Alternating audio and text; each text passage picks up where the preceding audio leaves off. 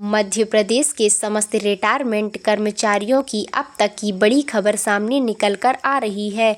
NPS और UPS और OPS पर न्यू अपडेट आ गई है। ओपीएस और एनपीएस पेंशनरों को लेकर आ गई चौंकाने वाली खबर। जी हां साथियों, आपने सही सुना। ओपीएस और एनपीएस पेंशनरों को लेकर चौंकाने वाली खबर सामने आई है।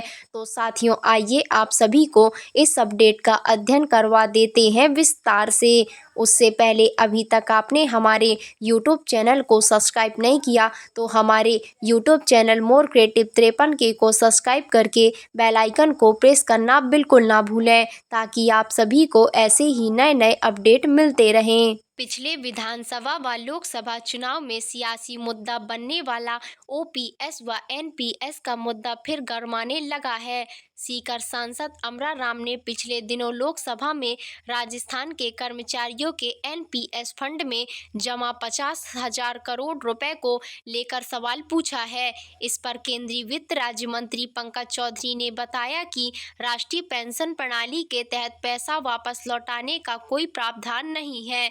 केंद्रीय वित्त राज्य मंत्री ने बताया कि राष्ट्रीय पेंशन प्रणाली के तहत निकासी और आहरण विनियम 2025 के साथ पठित पेंशन निधि विनियामक और विकास प्राधिकरण अधिनियम 2013 में ऐसा कोई उपबंध नहीं है कि जिससे राज्य सरकार को राशि वापस लौटाई जा सके। प्रदेश में 2022 में तत्कालीन कांग्रेस सरकार ने प्रदेश के लगभग 6 लाख कर्मचारियों के लिए ओपीएस लागू करने का ऐलान किया था। राज्य सरकार के ओपीएस लागू करने के बाद देश के कई अन्य राज्यों ने भी ओपीएस की घोषणा कर दी थी। इसके बाद राज्य सरकारों ने कर्मचारियों की राशि मांगने के लिए पत्र लिखा था, लेकिन सरकार ने उस समय भी राशि लौटाने से इनकार कर दिया था। इस बीच प्रदेश में हुई सत्ता परिवर्तन के बाद कर्मचारियों में फिर से असमंजस की स्थिति बनने लग गई है। हालांकि सरकार ने इस मुद्दे पर अभी तक पूरी तरह पत्ते नहीं खोले हैं। इस कारण कर्मचारियों ने आंदोलन का रुख नहीं किया। अब सीकर सांसद के सवाल का जवाब आने पर कई कर्मचारी संगठनों ने फिर से आंदोलन का ऐलान किया है।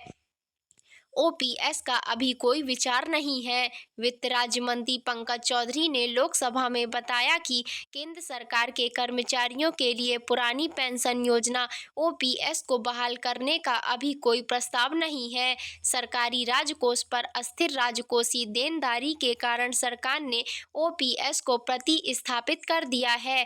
5 राज्यों ने दी है ओपीएस लागू करने की सूचना। कर्मचारियों के लिए एनपीएस के स्थान पर ओपीएस को लागू करने के केंद्र सरकार को 31 जुलाई 2025 तक 5 राज्य ने सूचना दी है। इसमें राजस्थान, छत्तीसगढ़, हिमाचल प्रदेश, झारखंड व पंजाब शामिल है।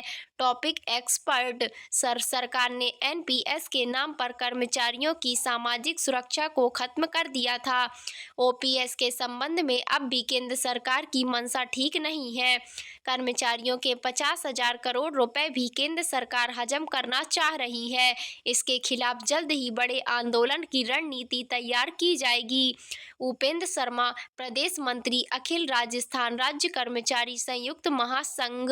कांग्रेस सरकार ने पिछले शासन में प्रदेश के कर्मचारियों को ओपीएस का तोहफा दिया था, लेकिन केंद्र व राज्य दोनों में भाजपा की सरकार होने के बाद भी कर्मचारियों से ओपीएस का हक छीनने की कोशिश की जा रही है। एक तरफ केंद्र सरकार की ओर से सामाजिक सुरक्षा का दावा किया जा रहा है, प्रदेश के कर्मचारियों से यह हक छीनने की कोशिश की जा रही है। तो साथियों, आई होप आपको ये अपडेट पसंद आई होगी। तो इसके बारे में अगर आगे की और रिपोर्ट मिलती है तो आपको इस चैनल में अवश्य मिलेगी। तो साथियों, हमारे चैनल के साथ बने रहें। मिलते हैं ऐसी ही नई अपडेट के साथ। तब तक के लिए धन्यवाद। Thank you for watching.